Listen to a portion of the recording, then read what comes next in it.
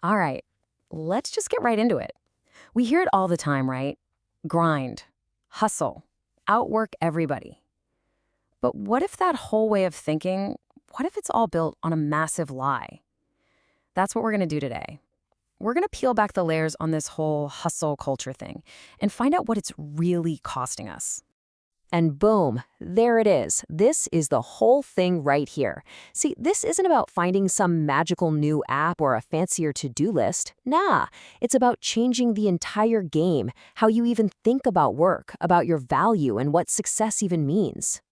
Okay, so first up, we need to talk about this central myth. It's the big one, the one that gets so many of us stuck in what I like to call the productivity trap. So what is hustle culture, really?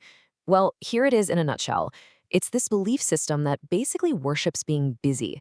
You know the vibe. If you're not working all the time, you must be falling behind. But here's where it goes so wrong. It makes this huge and kind of dangerous mistake. It thinks that just because you're moving, you're actually getting somewhere. And this is where you can really see the lie start to fall apart. The myth says being active means you're making progress. It says more hours equals more stuff done. But the reality? It's not about being busy, it's about being effective. That's what actually moves the needle. And it's not about more hours, it's about deeper focus. You know, this is the tricky part. This is why it's so addicting. Answering emails at midnight, checking a bunch of little things off your list. It gives your brain this little rush, right? It feels so good. It feels like you're getting so much done. But here's the kicker. Feeling productive and being productive, well, those are two totally different worlds. And that leads us right to the unavoidable consequence of buying into this whole myth. Seriously, it's not a question of if it's going to happen, but when. So let's talk about something I call the burnout equation. Just think about that question for a second.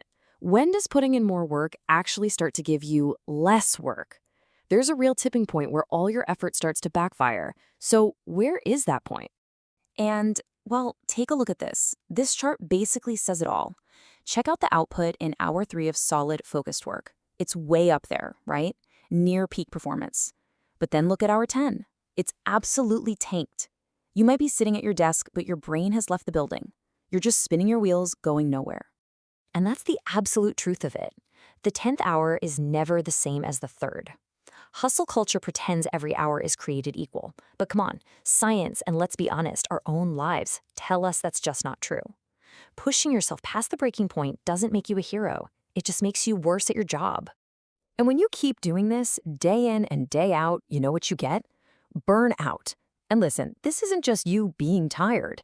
The World Health Organization actually calls it an occupational phenomenon. That means it's not some personal failing, it's a predictable result of working too hard for too long. You're exhausted, you start to lose motivation, your performance just tanks. And this, right here, might be the most damaging part of this whole mindset. It's so toxic because hustle culture doesn't just make you tired, it actually messes with your head. It hijacks your identity.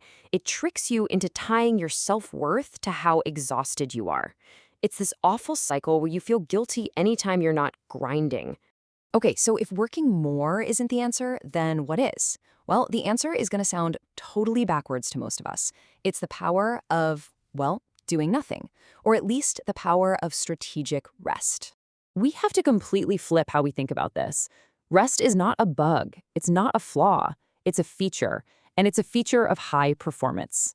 Ask any top performer, I'm talking athletes, musicians, CEOs, they'll tell you rest isn't optional. It's a critical part of their strategy. It's a tool they use to win.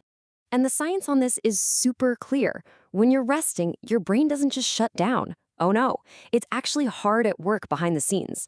It's organizing memories, connecting ideas, and solving problems you were wrestling with earlier. It's not wasted time at all. It's how you come back sharper, more creative, and ready to go.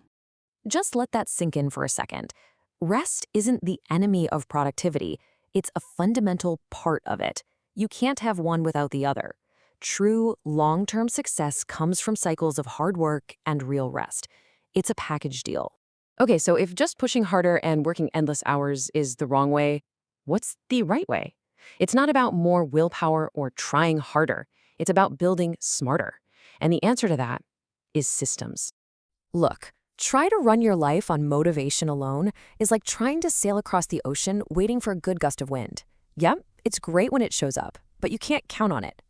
Systems are the engine you build into the boat. They're reliable, they're consistent. They show up and do the work even when you're not feeling it.